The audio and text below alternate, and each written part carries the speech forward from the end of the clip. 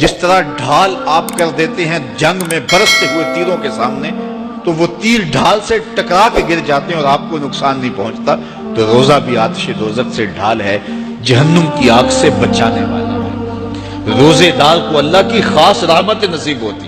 ایک حدیث میں آتا ہے کہ روزے دار کو 2 خوشیاں نصیب ہوتی ہیں۔ ایک خوشی اسے تب ملتی ہے جب وہ روزہ کھولتا ہے، جب سارے دن کی بھوک اور پیاس کاٹنے کے بعد شام کے لمحے ہوتے ہیں اور پھر روزہ منزل تک پہنچتا ہے، تو کس مسرت اور خوشی اور سرشاری کے عالم میں روزہ دار ہوتا ہے کہ شکر ہے کہ اتنی لمبی اور اتنی سخت گرمی کے ماحول کی شدت کے باوجود اللہ تعالیٰ نے مجھے روب منزل کیا۔ تو اس وقت ایک احساس اس کے ساتھ جڑا ہوتا ہے، اور پھر جب وہ ٹھنڈا اور میٹھا مشروب اپنے کام و دہن میں ٹپکاتا ہے اور وہ ٹھنڈا میٹھا مشروب اس کی رگوں کو تر کرتے ہوئے معدے کی طرف بڑھ رہا ہوتا ہے، اس کی زبان بولے نہ بولے دل اللہ کا شکر ادا کر رہا ہوتا ہے، اس کا ایک ایک عضو بدن رب کا شکرانہ ادا کر رہا ہوتا ہے۔ وہ ٹھنڈا اور میٹھا مشروب رگوں کو تر کرتا ہوا آگے بڑھتا چلا جاتا ہے، لیکن شکرانے کا وہ پیکر بن جاتا ہے۔ وہ ایک مسرت، ایک خوشی کا عالم ہوتا ہے کہ روزہ بھی نب گیا، سارے دن کی تکلیف بھی کٹ گئی، اور اللہ نے مجھے افطار کے لمحوں تک پہنچایا۔ فرمایا روزے دار کو ایک خوشی تب ملتی ہے جب وہ روزہ کھولتا ہے، وَفَرْحَةٌ عِنْدَ لِقَاءِ رَبِّهِ، اور دوسری خوشی روزہ دار کو تب ملے گی جب روزے کے صلے میں اللہ اپنا دیدار عطا فرمائے۔ بنی آدم کے جتنے بھی عمل ہیں 10 سے لے کر 700 گنا تک اس کا ثواب اولاد آدم کو اس کا دیا جاتا ہے۔ جتنا گڑ ڈالو اتنا ہی میٹھا، تو بعض کو 10 گنا، بعض کو 70 گنا، بعض کو 100 گنا، بعض کو 700 گنا، تو 10 سے لے کر 700 گنا تک بندے کے اعمال کا صلہ دیا جاتا ہے۔ لیکن میرے حضور نے فرمایا لیکن روزہ جو ہے اللہ فرماتا ہے وہ میرے لیے ہے اور اس کا اجر میں خود عطا کروں۔ جب وہ خود عطا کرے گا تو کتنا عطا کرے گا؟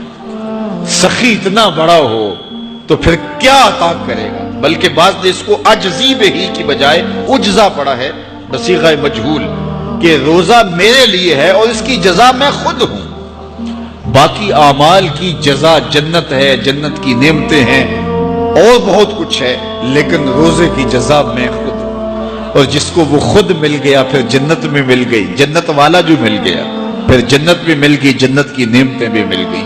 تو روزہ اللہ کی خوشنودی کا ذریعہ ہے، اس کی رضا کا ذریعہ ہے۔ تو خوش نصیب لوگ روزے کی برکتیں حاصل کرتے ہیں۔ اور ایک روایت میں آتا ہے جب رمضان المبارک کا آغاز ہوتا ہے اللہ اہل ایمان کو، اپنے بندوں کو محبت کی نظر سے دیکھتا ہے، اور اللہ جس کو محبت کی نظر سے دیکھ لے پھر اسے کبھی عذاب نہیں دے گا۔ اللہ اکبر۔ تو یہ روزہ دار کے لیے اللہ کی کرم نوازیاں ہیں، اللہ کی رحمتوں کے اجالے ہیں جو اس کے اوپر برستے ہیں۔ تو میں اور آپ اس ماہ انور کو، اس ماہ نور کو اس طرح سے گزاریں کہ ہمارے اندر کے پاپ دھل جائیں، ہماری غلاظتیں گناہوں کی مٹ جائیں، ہمارا سینہ صاف ہو جائے، ہم اہل ایمان کے لیے کشادہ دل ہو جائیں، ہمیں جو ہے وہ جھوٹ سے، تکبر سے، بخل سے، ریا سے اور دیگر امور بد سے اجتناب کرنے کی عادت پڑ جائے۔ روزہ جو سکھانا چاہتا ہے ہم وہ اس سے سیکھ لیں، اور روزے کی برکات ضبط نفس کی صورت میں ہمیں نصیب ہو جائیں، تو ہم روزے کے بعد بھی، ماہ سیام کے گزرنے کے بعد بھی ایک نئی زندگی لے کر، ایک تازگی لے کر، ایک نور و روشنی لے کر کے جو ہے وہ معاشرے کے، اسلامی معاشرت کے ایک اہم فرد کی صورت کے اندر جو ہے وہ سامنے آئیں۔ تو اللہ اس ماہ سیام کی برکتیں ہمیں نصیب فرمائے۔ ہر سال مہینہ آتا ہے، گزر جاتا ہے، ہم پورا مہینہ بھوک کاٹتے ہیں اور پھر وہاں کے وہاں ہی کھڑے رہتے ہیں، تو پھر ہمیں سوچنا چاہیے، لیکن اگر تبدیلی آتی ہے تو پھر شکریہ ادا کرنا چاہیے۔